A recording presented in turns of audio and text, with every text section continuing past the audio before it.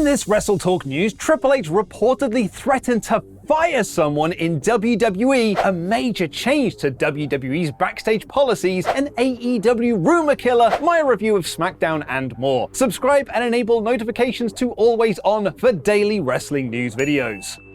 Support WrestleTalk! Since Triple H took over WWE Creative in the summer, we saw some very quick and drastic changes to the product. He brought back NXT names that had been fired during the previous regime, several characters got repackaged back to old NXT gimmicks, and he dropped Vince McMahon ideas like Ezekiel and the 24/7 Championship. But perhaps the biggest change, especially when it comes to the wrestling war, was actually behind the scenes. WWE had previously been a company in that you did not wrestle for or make mention of other wrestling promotions outside of your own four walls. A stark contrast to AEW, who allow their contracted talent to wrestle for indie promotions as well as companies they have relationships with like AAA and New Japan. But that all looks to be different for WWE now, as it was announced that Shinsuke Nakamura will wrestle for Noah against the Great Muta in the new year, and Carl Anderson is doing dates with New Japan Pro Wrestling as their never openweight champion. There's even rumors that AJ Styles could be at Wrestle Kingdom on January 4th, which means that show would have WWE's The OC, AEW's FTR and Kenny Omega, and the currently unknown contracted status of Sasha Banks. And you thought 2022 was a mad year for wrestling news. 2023 is ready to step things up.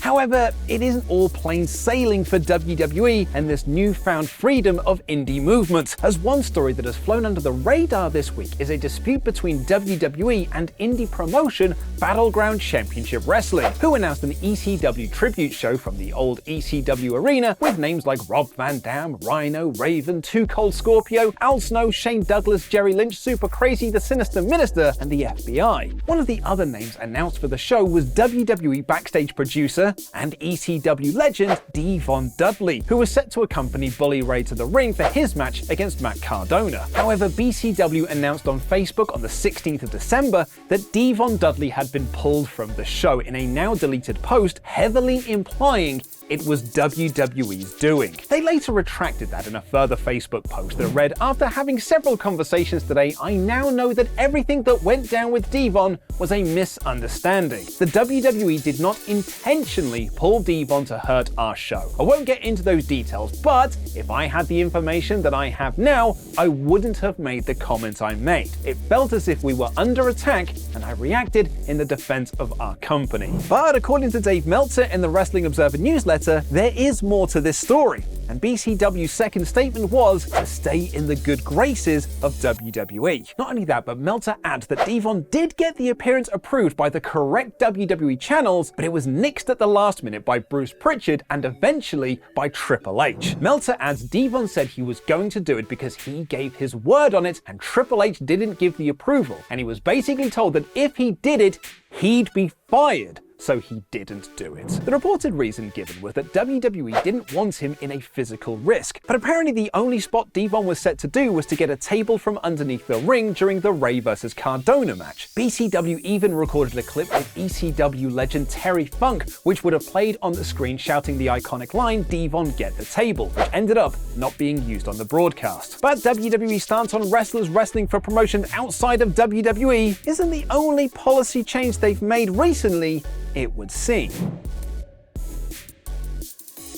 Following the death of Eddie Guerrero in 2005 and various stories in the media about widespread drug use in the wrestling world, WWE implemented the wellness policy in 2006. The rules were simple. If you failed the wellness policy, you were suspended for 30 days. Your second failure would see you suspended for 60 days, and a third failure would see you get fired. While it all seemed very good on paper, the reality was slightly different. There were always reports around the wellness policy that it was one rule for some and another rule for others. Basically, you would get suspended and threatened to be fired if you failed and were lower down the card, but main event and prominent characters wouldn't get as much scrutiny. Kurt Angle said on a podcast last year that Randy Orton, who did get suspended for 60 days in 2012, would literally bypass the test and avoid suspension. WWE have also since relaxed their ruling on marijuana failure, failures, with Fightful Select reporting earlier this year that they were told by a WWE wrestler that aspect of the wellness policy has been removed, even though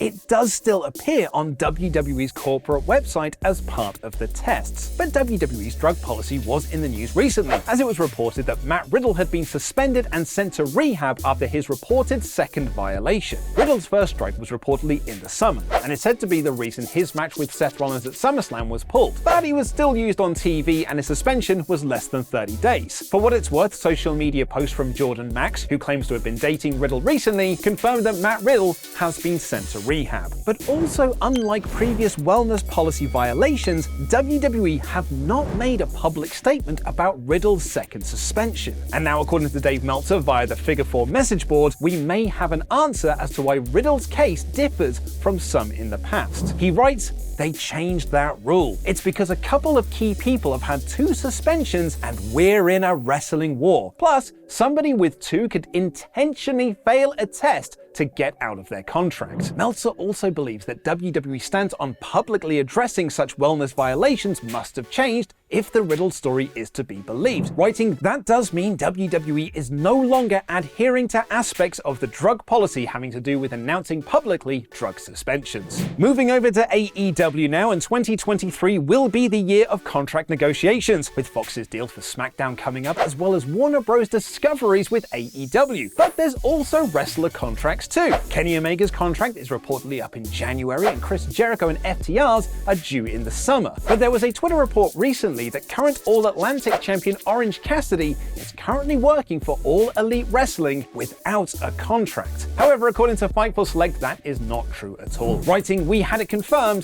that wasn't the case." And just before we get into the SmackDown review, Fightful Select are also reporting there has been unanimous positive praise backstage within the company to the main event of AEW Dynamite this week, which saw Jamie Hayter retain her AEW Women's World Championship over Hikaru Shida. The report also notes that Britt Baker and Rebel have been praised for nailing their spots in the match. Ring of Honor legend BJ Whitmer has been credited also, as he was the producer of the match and was also the producer behind the very well received Jamie Hayter vs Toni Storm match at Full Gear. Willow Nightingale has also been very vocal in praise for BJ, crediting him for his help. But now it's time for my review of WWE SmackDown in about 5 minutes.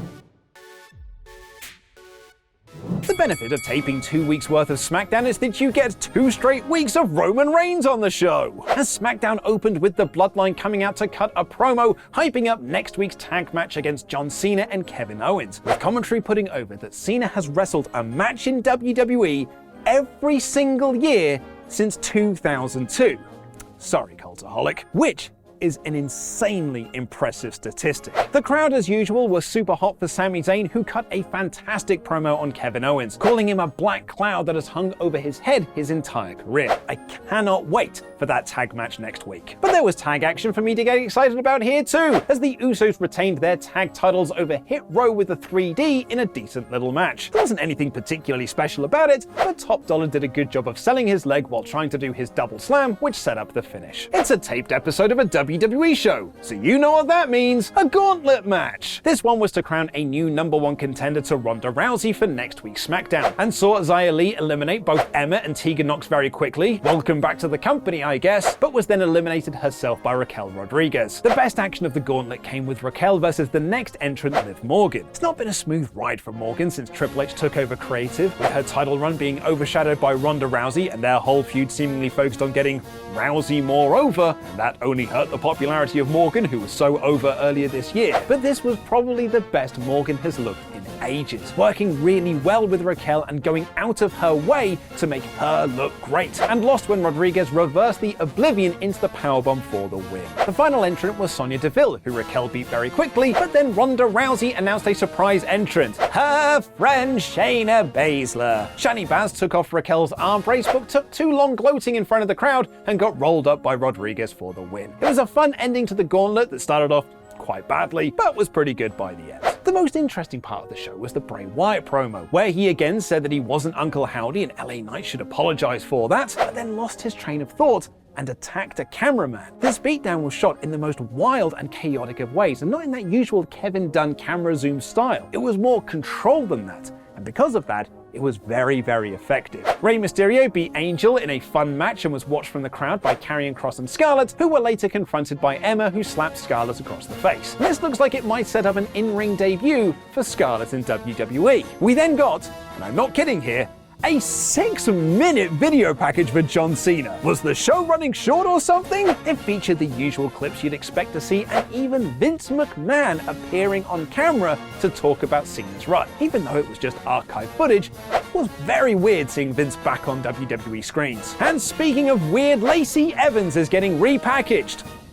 Again, wonder if this one will actually stick or if she'll just get a new gimmick in 6 months' time. And the main event saw a bonkers Miracle on 34th Street fight between Imperium and the team of Ricochet and Braun Strowman, highlighted by, a ballerina doing a dance from a box, and the New Day being revealed as Nutcrackers, who cracked Imperium right in the nuts. Strowman made a comeback and used mistletoe to get Samantha Irvin at ringside to kiss Ricochet, which, like spinach to Popeye, powered him up to give the good guys the win when he did a splash off Strowman's shoulders. A very fun and very silly match to spread some festive cheer. And that was the story of this week's show. A bit of filler TV, but at least it was fun. This week's SmackDown is 3 out of 5. Just want to wish you all a very Merry Christmas and Happy Holidays, but it's now time to find out what was the best wrestling pay-per-view of 2022, according to us here at WrestleTalk. I'll see you in the new year. Number 6 with 34 points, 15 nominations, 1 top level. And I was surprised because on paper this didn't look all that great, but this was Triple H's first show in charge, SummerSlam. And I think a lot of us were like, it was the first pay-per-view card that Triple H was given. It was not a card that he booked, but he put his stamp on it by